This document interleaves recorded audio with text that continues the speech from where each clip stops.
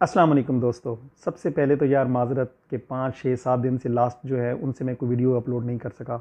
Actually तबीयत ख़राब थी, नज़ला, ज़ुकाम, बुखार, गला ख़राब और इस काबिल नहीं था कि मैं वीडियो बनाता।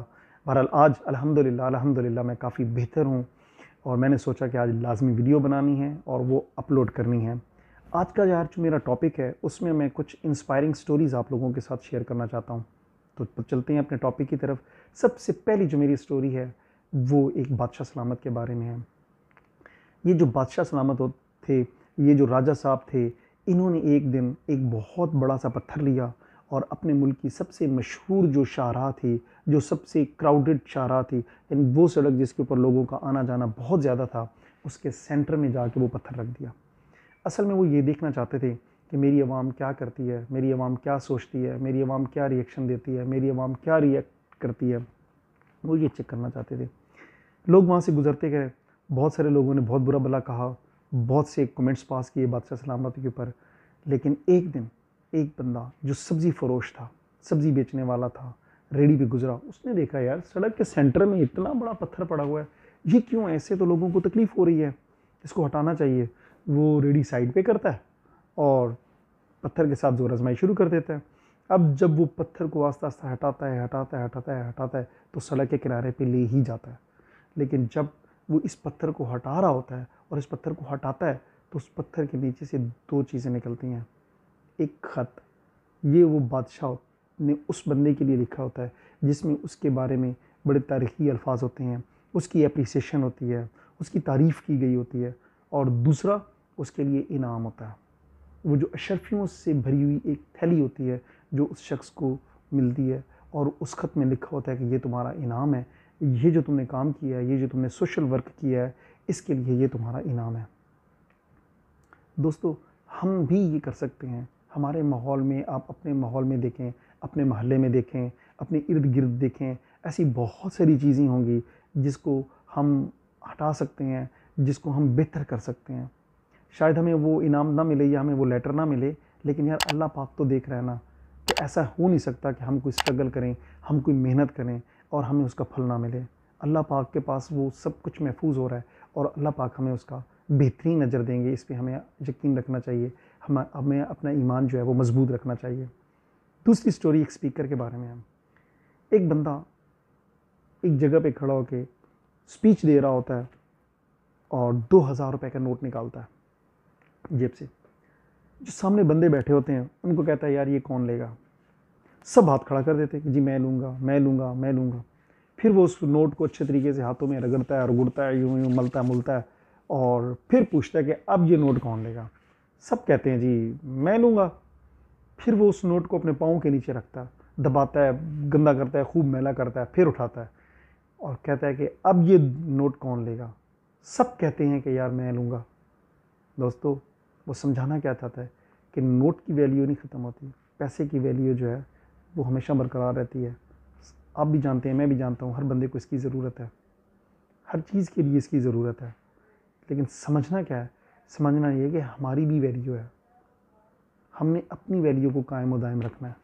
जिस तरीके से नोट की वैल्यू ख़त्म नहीं होती, इस तरीके से आपकी भी वैल्यू है, आपकी वैल्यू भी ख़त्म नहीं होती। अपने आप को कभी भी जो है वो अंडर एस्टिमेट मत करें। आप एक कामयाब इंसान हैं, आप एक अच्छे इंसान हैं, आप एक अच्छी सोच रखने वाले इंसान हैं। आप जब अपने आप को पॉजिटिव रखेंगे तो आपको हमेशा आसान और बेहतरीन रास्ते मिलेंगे। दोस्त, मेरी जो तीसरी कहानी है वो दो दोस्तों के बारे में है। दो दोस्त इकट्ठे कहीं ट्रैवलिंग करते हैं, एक रेगिस्तान से गुज़रते हैं। जब वो एक रेगिस्तान से गुज़र रहे होते हैं तो आपस में कुछ मुँहमारी हो जाती है, लड़ाई हो जाती है, किसी बात पे इख्तलाफ हो जाता है। तो एक दोस्त होता है वो दूसरे दोस्त को थप्पड़ मार देता है। अब जो थप्पड़ खाने वाला दोस्त है वो रेत पे लिखता है कि एक अच्छे दोस्त ने दूसरे दोस्त को थप्पड़ मारा है। खैर, सफ़र को जारी रखते हैं, चलते रहते हैं, चलते रहते हैं, चलते रहते हैं। जब वो आगे जाते हैं तो एक कुआं आता है। कुआं में से पानी निकालने की कोशिश में वो जिस बंदे को थप्पड़ लगा होता है वो बेचारा अंदर गिर जाता है। अब दोस्त बड़ी कोशिश करता है और उसको कोशिश करके उसको बाहर निकालता है। निकाल के जब बाहर लेके आता है तो वो दोस्त पत्थर पे लिखता है कि एक अच्छे और मुखलिस दोस्त ने एक दूसरे दोस्त की जान बचाई।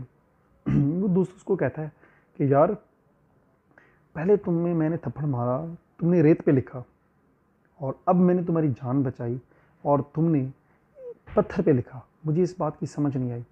वो कहता है कि यार सॉरी, मैंने पत्थर पे इसलिए लिखा तो वो तुमने मेरी जान बचाई, और इसको मैंने अपने दिल पे रखा हुआ है, मैं इसको हमेशा याद रखूँगा।